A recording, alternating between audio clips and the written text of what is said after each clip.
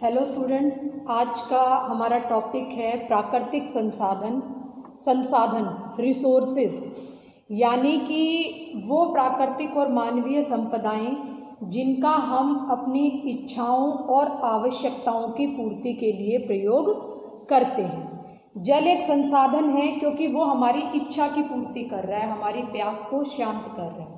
वायु एक संसाधन है क्योंकि हम उसको जो है जीवनकारी तत्व के रूप में ले रहे हैं। इसी प्रकार ये चौक जो है वो एक संसाधन है क्योंकि ये मेरे लिखने की आवश्यकता को पूरा कर रहा है। तो जो हमारी इच्छा और आवश्यकता को पूरा करे उसे हम संसाधन कहते हैं, और इसमें प्राकृतिक और मानवीय दोनों ही तत्व आएंगे। प्राकृतिक और मानवीय दोनों संपदाएं जो है संसाधन कहलाती हैं, और कोई वस्तु संसाधन नहीं कहला सकती जब तक वो हमारी इच्छा और आवश्यकता की पूर्ति ना करे। ठीक है, जब तक हमारी इच्छाओं और आवश्यकताओं की पूर्ति किसी चीज़ के द्वारा नहीं होगी तब तक वो संसाधन नहीं बनेगी, चाहे वो फिर सोना ही क्यों ना हो। लेकिन अगर वो हमारी इच्छाओं की पूर्ति नहीं कर रहा है तो वो संसाधन नहीं हो सकता है। तो संसाधन बनने के लिए सबसे पहली आवश्यकता हमारी इच्छा और आवश्यकताओं की पूर्ति जो है उस वस्तु के द्वारा या उस चीज़ के द्वारा होनी चाहिए, तो ही हम उसे संसाधन की श्रेणी में रखेंगे। अब संसाधन की कुछ परिभाषाएं जो है आपको देखनी पड़ेंगी, याद करनी पड़ेंगी। वैसे तो आपकी बुक में काफ़ी सारी परिभाषाएं होती हैं, लेकिन यहाँ जो है एग्जाम्पल के तौर पे मैंने दो जो महत्वपूर्ण परिभाषाएं वो लिखी, आप लोगों के लिए लिख कर रखी हैं। आप चाहें तो इसके अलावा भी कोई परिभाषा अगर आपको आसान लगती है तो उसे भी एग्ज़ाम के पॉइंट ऑफ व्यू से लर्न कर सकते हैं। जैसे E.W. ज़िमरमैन जो है वो रिसोर्स ज्योग्राफी हम पढ़ते हैं, जब संसाधन पढ़ते हैं तो ज़िमरमैन का नाम ज़रूर आता है क्योंकि इन्होंने संसाधनों की कई अवधारणाओं के बारे में जानकारी दी थी। इसलिए ज़िमरमैन की परिभाषा तो जो है आपको याद करनी ही होगी, और ये आसान भी बहुत है। ये परिभाषा क्या कहती है कि संसाधन पर्यावरण के वे लक्षण हैं जो मनुष्य की आवश्यकताओं को पूरा करने की क्षमता रखते हैं, यानी कि जो हमारी आवश्यकताओं को पूरा करने की कैपेबिलिटी रखेंगे वो चीज़ें जो है संसाधन कहलाती हैं, और उन्हें मानव के इच्छा अनुसार उपयोगी बनाया जा सकता है। मनुष्य अपनी इच्छा के अनुसार जो है उनके उपयोग को घटा और बढ़ा सकता है। तो बिल्कुल आसान परिभाषा है ये, इसको याद करना। इसी प्रकार दूसरी जो परिभाषा है वो J.S. फिशर की है, जेम्स एस फिशर। ये क्या कहते हैं कि संसाधन कोई भी वस्तु हो सकती है जिसका उपयोग किसी आवश्यकता या इच्छा की पूर्ति के लिए किया जाता है। इन दोनों परिभाषाओं का जो मर्म है या जो सार है वो एक ही है कि वो वस्तुएं जो मानव की इच्छाओं और आवश्यकताओं की पूर्ति करते हैं उन्हें हम संसाधन कहते हैं। ठीक है, तो ये संसाधन जो है वो क्या है कि मनुष्य की इच्छाओं और आवश्यकताओं की पूर्ति के साथ साथ हमें ये भी समझने की आवश्यकता है कि मनुष्य की इच्छाएं और आवश्यकताएं शायद समय के साथ कहीं बढ़ी हैं।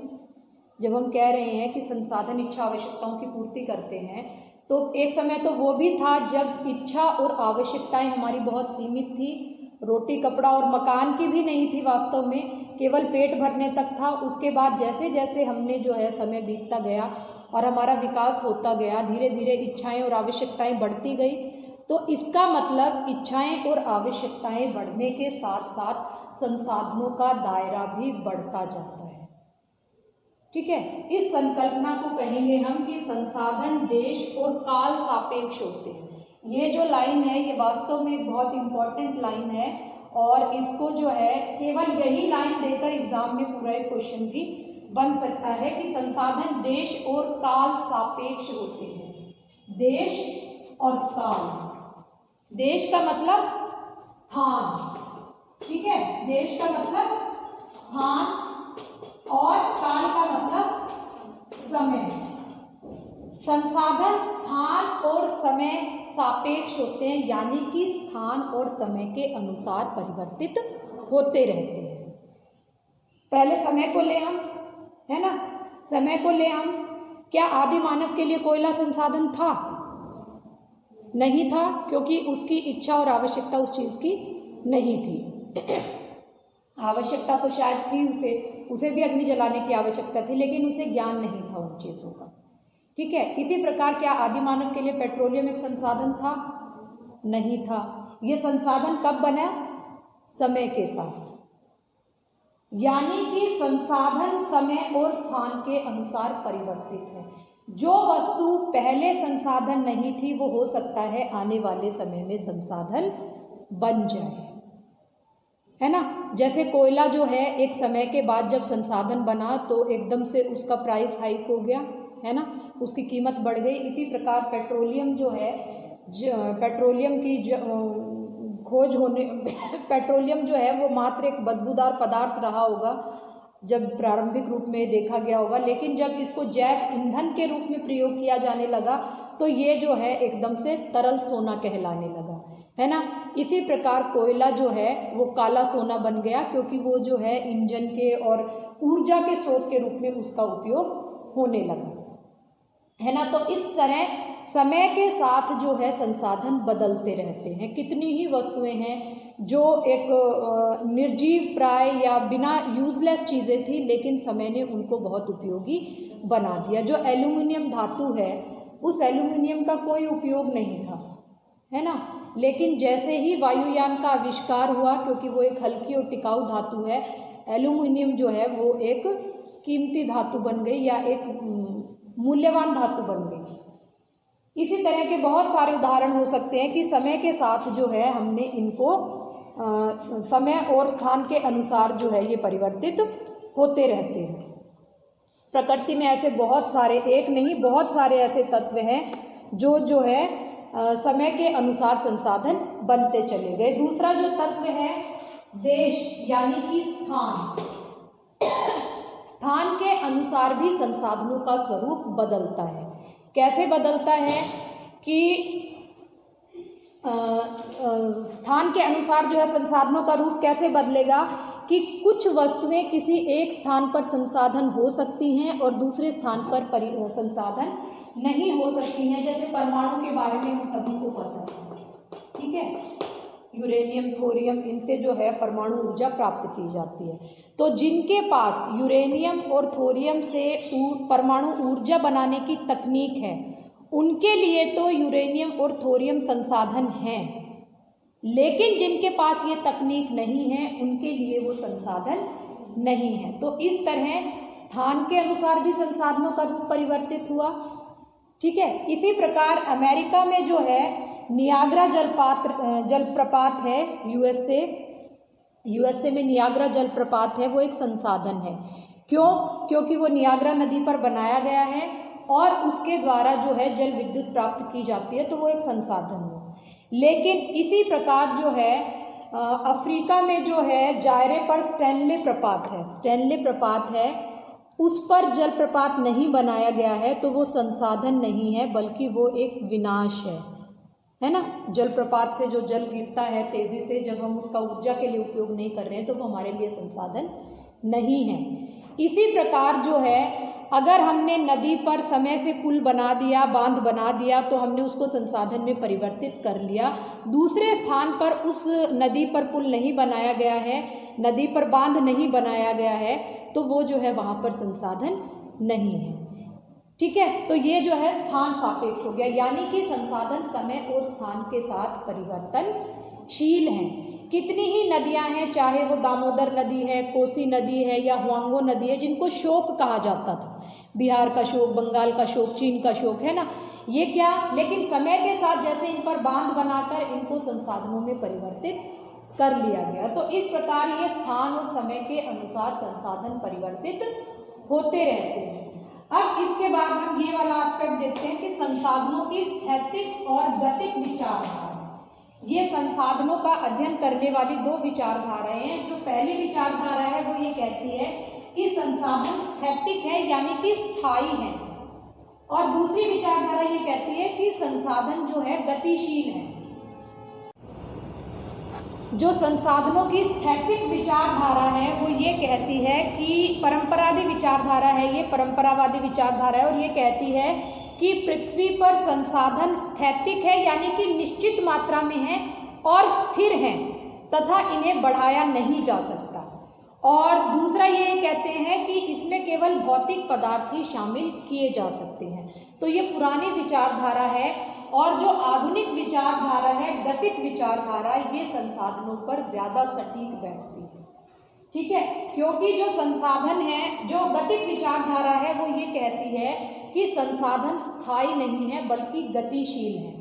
गतिशील तो बिल्कुल है, क्योंकि जब हम कह रहे हैं कि वो समय और स्थान के अनुसार परिवर्तनशील है ना, देश और काल सापेक्ष है, इसके मतलब समय के अनुसार संसाधनों का दायरा बढ़ता है, स्थान के अनुसार संसाधन परिवर्तनशील होते हैं, तो इसका मतलब संसाधन गतिशील है। ठीक है, तो गतिक विचारधारा ये कहती है कि जो संसाधन हैं वो निश्चित और स्थिर नहीं हैं, बल्कि वो मनुष्य की भांति ही गतिशील है, क्योंकि मनुष्य स्वयं गतिशील है।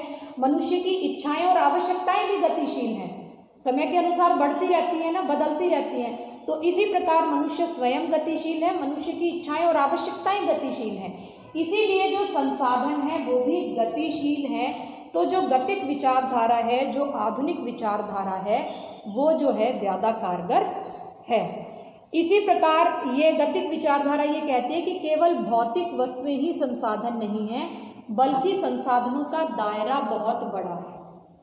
ठीक है, ये गतिक विचारधारा ये कहती है कि स्वयं मनुष्य भी एक संसाधन है, क्योंकि अगर मनुष्य पढ़ा लिखा है, बुद्धिमान है, तो वो संसाधनों का ज़्यादा अच्छा प्रयोग कर सकता है। लेकिन अगर मनुष्य जो है अशिक्षित है या अनपढ़ है, या उसे जो है कोई किसी तरह की बीमारी है, तो इसका मतलब वो जो है संसाधनों का ठीक से प्रयोग नहीं कर सकता है। तो इस प्रकार संसाधन जो है वो स्थिर नहीं है बल्कि गतिशील है। और मनुष्य ने क्या किया है, अपनी इच्छाओं और योग्यताओं के बल पर संसाधनों को का जो है समय और स्थान के अनुसार विस्तार किया है। ठीक है, मनुष्य ने अपनी इच्छाओं और योग्यताओं के अनुसार, योग्यता जैसे जैसे मनुष्य की बढ़ती गई, योग्यता यानी कि जैसे जैसे उसकी टेक्नोलॉजी एडवांस होती गई, वैसे वैसे संसाधनों का भी दायरा बढ़ता गया। इसका उल्टा भी हो सकता है कि अगर मनुष्य की योग्यताएं घट जाएंगी तो संसाधनों का जो दायरा है वो भी कम हो जाएगा। या दूसरे शब्दों में हम कह सकते हैं, अगर मनुष्य योग्य नहीं है तो संसाधनों का ह्रास भी हो सकता है। ठीक है, तो ये स्थैतिक और गतिक विचारधारा समझ आई। स्थैतिक पुरानी विचारधारा है और गतिक जो है वो आधुनिक विचारधारा है। इसके पश्चात संसाधन के कुछ निर्माणकारी अवयव और घटक हैं, यानी कि संसाधन का निर्माण किन कारकों के द्वारा होता है, इनको हम पढ़ेंगे। संसाधन के निर्माणकारी अवयव या घटक, घटक मतलब किन से संसाधन बनते हैं, किन वस्तुओं से संसाधन बनते हैं, किन चीज़ों से बनते हैं। तो ये 3 कारक है जिनसे संसाधन बनेंगे, इसको हम संसाधन निर्माणकारी घटक या कारक कहते हैं। ये 3 कारक कौन से हैं? मानव, प्रकृति और उसकी संस्कृति। कौन कौन से हैं? मानव, प्रकृति और उसकी संस्कृति। संसाधन को बनाने वाला सबसे पहला कारक मानव है, क्योंकि मानव की इच्छा है, मानव की आवश्यकता है जिसकी पूर्ति होगी। ठीक है, उसके बाद मानव की बुद्धि है, मानव का बल है, मानव की तकनीकी है, जिसके द्वारा वो उन संसाधनों का उपयोग करेगा। आया समझ? तो मानव जो है वो संसाधन को बनाने वाला पहला कारक है। उसके बाद प्रकृति है, क्योंकि प्रकृति में भौतिक वस्तुएं पाई जाती हैं। प्रकृति ही है जो हमें जल, थल, वायु के साथ साथ विभिन्न प्रकार के खनिज संसाधन, जैव संसाधन, अजैव संसाधन, वृक्ष, मिट्टी और पता नहीं कितने सारे संसाधन जो है प्रकृति ही हमें उपलब्ध करवाती है। तो संसाधन को बनाने वाला दूसरा कारक कौन सा हुआ? प्रकृति। तीसरा कारक है संस्कृति। संस्कृति का मतलब यहाँ पर टेक्नोलॉजी से है। ठीक है, तीसरा जो कारक है संसाधन को बनाने वाला वो संस्कृति है, और संस्कृति का मतलब तकनीकी ज्ञान है। क्योंकि जब हम कह रहे हैं कि मानव संसाधन है जो प्रकृति से संसाधनों का दोहन करेगा, तो उन संसाधनों का दोहन करने के लिए उसे उपकरणों की भी तो आवश्यकता होगी। वो उपकरण जो है उसे संस्कृति उपलब्ध करवाएगी, वो तकनीकी ज्ञान जो है उसे इनकी जो है पूर्ति होगी। तो ये संसाधन के निर्माणकारी कारक है, मानव, प्रकृति और उसकी संस्कृति। इनको कंफ्यूज नहीं करना है, इनको उत्पादन बल भी कह सकते हैं। ये जो संसाधन निर्माणकारी अवयव या घटक हैं, इनको संसाधनों के उत्पादक तत्व या उत्पादन बल भी कह सकते हैं। ठीक है, तो अगर एग्जाम में संसाधन के निर्माणकारी तत्व आता है या संसाधन के उत्पादक तत्व आता है या संसाधन के उत्पादन बल आता है, तो आपको यही 3 चीजें लिखनी है, मानव, प्रकृति और उसकी संस्कृति। ठीक है, तो इस प्रकार जो है प्रकृति, मनुष्य और संस्कृति की अंतर क्रिया से किसी संसाधन का निर्माण होता है। संसाधन कब बनेगा? जब मनुष्य, प्रकृति और संस्कृति की अंतर क्रिया होगी तो संसाधन बनेगा। और ये जो है किसी वस्तु के संसाधन बनने के लिए उसमें 2 गुणों का होना आवश्यक है। पहली उसकी उपयोगिता और दूसरा जो है उसकी कार्य करने की क्षमता। ये 2 वस्तुएं हैं जो किसी उसको जो है संसाधन बनाएगी। अब जब हम संसाधन पढ़ते हैं तो एक और महत्वपूर्ण बिंदु है जो हमें देखना पड़ता है, वो है संसाधन, प्रतिरोध और तटस्थ पदार्थ। संसाधन, प्रतिरोध और तटस्थ पदार्थ। संसाधन का मतलब पॉजिटिव हो गया, संसाधन जिनका हम उपयोग करते हैं अपनी इच्छाओं और आवश्यकताओं के लिए। प्रतिरोध का मतलब है नेगेटिव, जो वस्तुएं संसाधन नहीं बनने देती वो प्रतिरोध कहलाती है। ठीक है, और तटस्थ पदार्थ क्या है? जो ना संसाधन है और ना ही प्रतिरोध है, वो तटस्थ पदार्थ कहलाते हैं। अब इनको विस्तार से जानने की आवश्यकता है। ये जो तीनों तत्व हैं, कौन कौन से? मानव, प्रकृति और संस्कृति।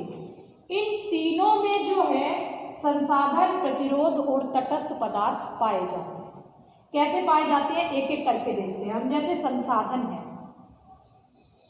मानव है, मानव में संसाधन क्या होगा?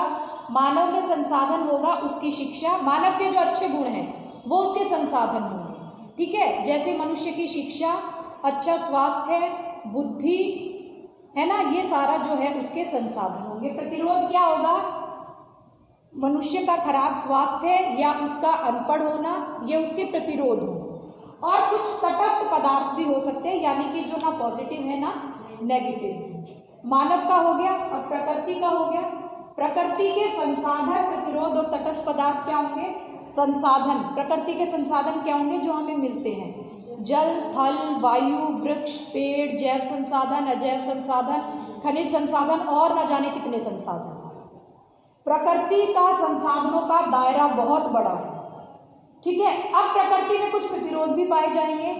ये प्रतिरोध क्या होंगे? जैसे कि बाढ़, भूकंप, ज्वालामुखी, है ना, और इस तरह के बहुत सारे प्रतिरोध पाए जा सकते हैं। इसी प्रकार तटस्थ पदार्थ, तटस्थ पदार्थ प्रकृति में भरे पड़े हैं। जो चीजें ना हमारी इच्छा और आवश्यकताओं की पूर्ति कर रहे हैं और ना ही हमारे लिए कोई हानि पहुंचा रहे हैं, वो तटस्थ पदार्थ हैं। तो एक बहुत बड़ा दायरा तटस्थ पदार्थों का प्रकृति में पाया जाता है। और ये तटस्थ पदार्थ कभी भी संसाधन बन सकते हैं या प्रतिरोध बन सकते हैं। ठीक है, इसी प्रकार हमारी जो संस्कृति है उसमें भी संसाधन, प्रतिरोध और तटस्थ पदार्थ पाए जाते हैं। यानी कि जो हमारी तकनीकी है वो संसाधन है। अगर हमने इच्छाओं और आवश्यकताओं की पूर्ति करने के लिए बिना पर्यावरण को नुकसान पहुंचाए उनका उपयोग किया, लेकिन वही हमारे लिए प्रतिरोध बन जाएंगे अगर हमने जो है उससे अपने आप को नुकसान पहुंचाया। ठीक है, जैसे जो है अगर किसी जितनी मानवीय आपदाएं हैं जो मानव के द्वारा, ये कोई एक्सीडेंट हो सकता है या कोई परमाणु विस्फोट हो सकता है या हिरोशिमा नागासाकी के जो बम विस्फोट थे वो हो सकते हैं, वो सारे क्या थे? वो प्रकृति के नहीं थे, वो मानव के बनाए हुए थे और अपनी टेक्नोलॉजी के दम पर बनाए थे। तो इस तरह वो संस्कृति के प्रतिरोध हो गए। ठीक है, तो इस तरह जो है प्रकृति में संसाधन, प्रतिरोध और तटस्थ पदार्थ पाए जाते हैं। ठीक है, अब इनकी आपस में अंतर क्रिया जो है एक बार देखनी पड़ेगी, मानव, प्रकृति, संस्कृति, और ये जो तीनों तत्व हैं, संसाधन, प्रतिरोध और तटस्थ पदार्थों की, तो इनको हम कैसे देखेंगे? इस डायग्राम को एक बार समझना पड़ेगा आपको कि हमारे पास दो चीजें हैं, मानव और पर्यावरण। ठीक है, मानव को हमने ए कहा और पर्यावरण को बी कहा। अब मानव के पास दो चीजें हैं, कौन कौन सी दो चीजें हैं? मानव की एक तो मूलभूत आवश्यकताएं हैं और एक मानव का शारीरिक और मानसिक शक्तियां हैं। मानव की आवश्यकताएं हैं जो उसका नेगेटिव है, मानव के पास शारीरिक और मानसिक शक्तियां हैं जो उसका पॉजिटिव है। ठीक है, एक तरफ पर्यावरण है या प्रकृति है, प्रकृति कहेंगे हम इसको, ज्यादा ठीक रहेगा पर्यावरण की बजाय प्रकृति। ठीक है, तो प्रकृति में होते हैं संसाधन और प्रतिरोध। प्रकृति में जो संसाधन पाए जा रहे हैं वो उसके पॉजिटिव हैं और जो प्रतिरोध पाए जा रहे हैं वो नेगेटिव हैं। ये चार चीजें समझ आई। अब देखते हैं मनुष्य का जो अल्टीमेट उद्देश्य क्या है, आवश्यकताओं की पूर्ति करना है। तो कैसे करेगा मानव आवश्यकताओं की पूर्ति? जो उसकी शारीरिक और मानसिक शक्तियां हैं उनके दम पर या तो संसाधनों का प्रयोग करेगा अपनी बुद्धि के बल पर, या प्रतिरोधों को संसाधनों में बदल देगा। ठीक है, या तो जो है मनुष्य के पास जो बुद्धि है उस बुद्धि के बल पर या तो संसाधनों का सीधा उपयोग करेगा और अपनी इच्छाओं आवश्यकताओं की पूर्ति कर लेगा, पहला कारण। दूसरा कि मनुष्य अपनी बुद्धि के बल पर प्रतिरोधों को संसाधनों में बदल लेगा और उसके द्वारा अपनी मूलभूत आवश्यकताओं की पूर्ति करेगा, अपनी इच्छाओं आवश्यकताओं की पूर्ति करेगा। ठीक है, तो ये जो है रिसोर्सेज का पूरा जो है एक आउटलुक है, एक इंट्रोडक्शन है रिसोर्सेज का। इसमें आज की इस क्लास में हमने देखा कि संसाधन जो है वो गतिक विचारधारा है। संसाधन देश और काल सापेक्ष होते हैं, यानी कि ये स्थान और समय के साथ परिवर्तनशील हैं। संसाधन के निर्माणकारी तत्व तीन हैं, मानव, प्रकृति और उसकी संस्कृति।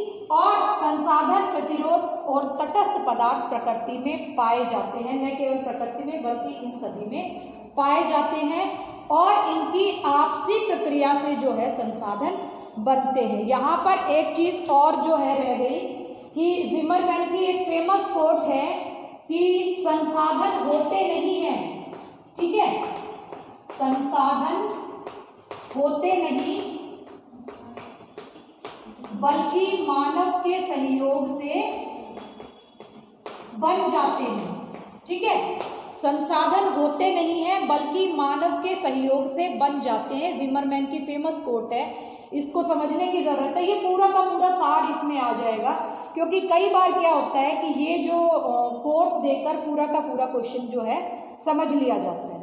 तो इस तरह संसाधन होते नहीं हैं बल्कि मानव के सहयोग से बन जाते हैं, क्योंकि जो मानव ही है जिसने स्थान और समय के अनुसार संसाधनों को परिवर्तित किया, मानव ही है जिसने जो है संस्कृति का विकास किया। प्रकृति तो एक तत्व है, लेकिन स्वयं मानव और उसकी संस्कृति यानी कि तकनीकी ज्ञान, ये सारा का सारा जो है मानव के द्वारा निर्धारित है।